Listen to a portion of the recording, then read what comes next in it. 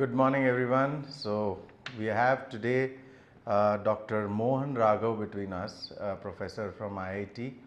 He has a very different take on the way today's education system is. He goes back to the ancient Indic philosophy, getting back into our today's system, and he and his team in IIT is working very systematic way and trying to get that system into our modern education system in its own way. So your research on digital yoga studios and physiological mechanisms of yoga is fascinating. What led you to explore yoga as a scientific discipline, and how do you connect its ancient practices with modern technology? Right, thanks a lot for having me here, and it's been a great day here. As far as yoga is concerned, I think that's something that's been I've been living with it since I was a kid. So in that sense, yoga is something that's been equally fascinating, but at the same time quite normal to me. It was not something that I had to overcome a barrier to pick. And having done that, I spent a lot of time with different yoga schools, with different yoga practitioners. One particular thing that always moved me was a lot of the yoga teachers and the amount of dedication they've had for their science, for their art and their craft. And a lot of times I would notice that their material lives were probably not as good as it should be, and there were other people who would benefit more from it than these people themselves. So I always had a desire somehow as a way of giving back to be able to help their lives get better. And this is what moved us to start looking at yoga technology and building digital yoga studios.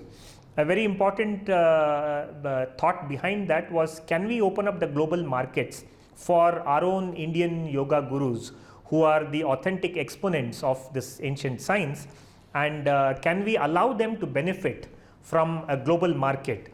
One of the prime impediments to all of this was the fact that yoga, like any other performing art or skill, requires much more than just video and audio. You need a much more hands-on ability to interact and talk to people, and to be able to feel things and teach them and guide them and nudge them along. And this is something the current systems of communication and conferencing did not permit. So that's kind of what started us working on the digital yoga studios, which will allow people to bring in multiple other modalities, like possibly tactile or sensor integration into conferencing systems, and all customized for a particular yoga school. So towards this, we did a large conference about a year ago at IIT Hyderabad's Department of Heritage Science and Technology, where we brought in the yoga teachers from multiple schools and talked to them about what are their pain points and what do they want and how can technology help them. And that has kind of led to all of this work. What I understand from your talk is no longer we are just talking theoretically, and you have a method and a financial model which can actually take real sense promotion of this particular art form.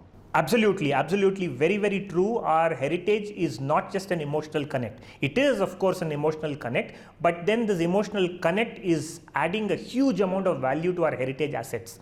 We published a report, a couple of months ago, where we studied the position of the heritage industry, and we found that the heritage industry is poised to grow to be a $1 trillion market by about 2035. And that is why this is the right time to pay attention to this industry. We will have to work in terms of doing cutting edge research, be able to translate the research through the form of startups and incubations, and the industry needs to be able to take this and provide services and products to people.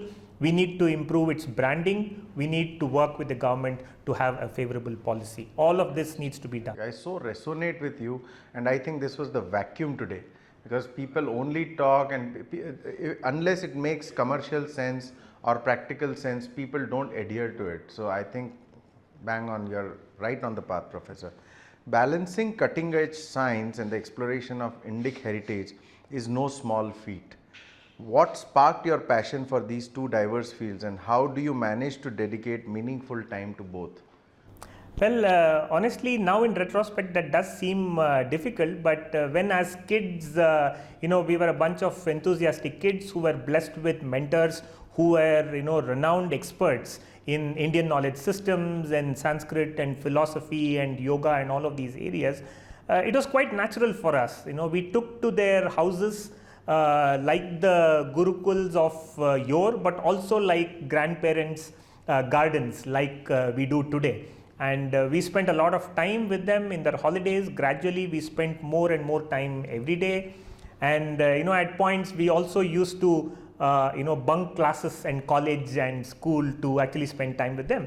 But then the beauty was they always exhorted us to continue our education in the modern current education system, along with understanding the deeper secrets of Indian knowledge systems and heritage. And that is how it was kind of very normal to us. Just like kids go to school, come back and play in the playground, for us it was go to schools, come back, and then go back to this Gurukul, which was very cool for us.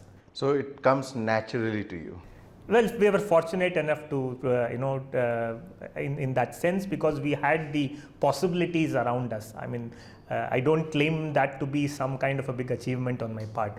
We were blessed. So that shows your humility, but yes, definitely I can see that you come from a very rich cultural background in terms of your family, and you're blessed with that. Has there been an encounter with someone or a story from your research that deeply moved you or altered the way you view either science or heritage? Well, there are many such stories.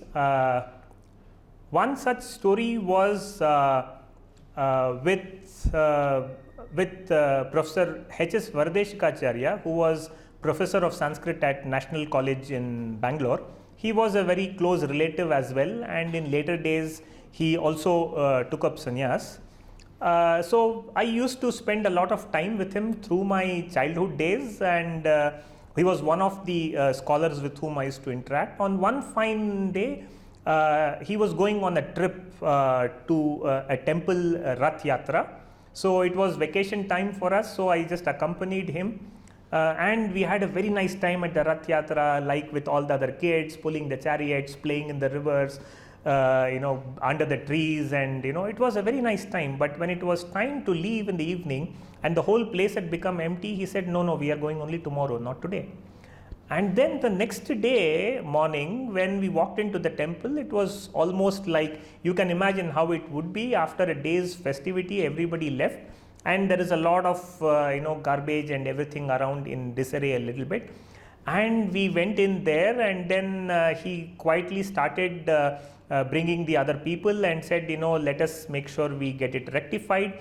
And then he sat down with every single official of the temple, down to the people who clean the vessels and the security guards at the gate, the fruit sellers, the flower sellers, and every one of them, asking them how their life has been, asking them whether they have been able to make ends meet. Were they able to live their lives with temples? These are people who live their entire lives for generations in association with the temple. For them, the temple is a part of their life, their family. It's like their courtyard. And he spent so much time trying to understand how their livelihoods are linked with the temple, whether they're able to make meaningful resources out of it. And this was to me an eye-opening moment, and the whole of the next day I spent discussing with him on his ideas of how heritage and our precious cultural heritages needs also to be areas which provide livelihood to a set of people around them, that will strengthen the bonds between human lives, emotions, and cultural assets. And in a way, I see the kind of work that I do today in my professional life as being greatly inspired by that incident. It's same in the corporate world. So people only on the top take all the glory, and if you are giving the right credit right till the bottom, that is where your motivation is there, and it's a long-term thing. And in other words, probably glorifying the unsung heroes. Exactly, but it goes a step beyond the general management wisdom of taking your team along with you. It is about being involved with the last member in your team, and also to be able to make sure that their lives are enriched, but their lives are enriched in a spirit of seva and not in a question of isme mera kya hai. Correct. And you are giving the right recognition to them, and that this small thing will motivate them to the hilt. So the preservation of heritage often carries emotional significance. This is what we just now spoke. Is there a personal memory or connection to India's cultural richness that inspires and motivates your work in this area? Well, there are plenty of stories, like everybody else, of our emotional connect with the heritages. But the ones I recall more is about the lack of institutional frameworks that have confined heritage purely to the corners of our emotional rooms. And my memories of people being powered purely by emotion and rhetoric, and not being able to build systematic frameworks that will keep our heritage alive in today's day, is for me much more stronger and in some sense a driving force for me. I would like to ensure that our heritage does not sit like fossils inside museums for people to walk through, gaze, give a sympathetic glance and walk away. I would rather have our heritage and culture be in every home, every office, in the town, in the public squares, in our everyday dealings between two people, between people and the nature, people and our environment, people and animals and everything else.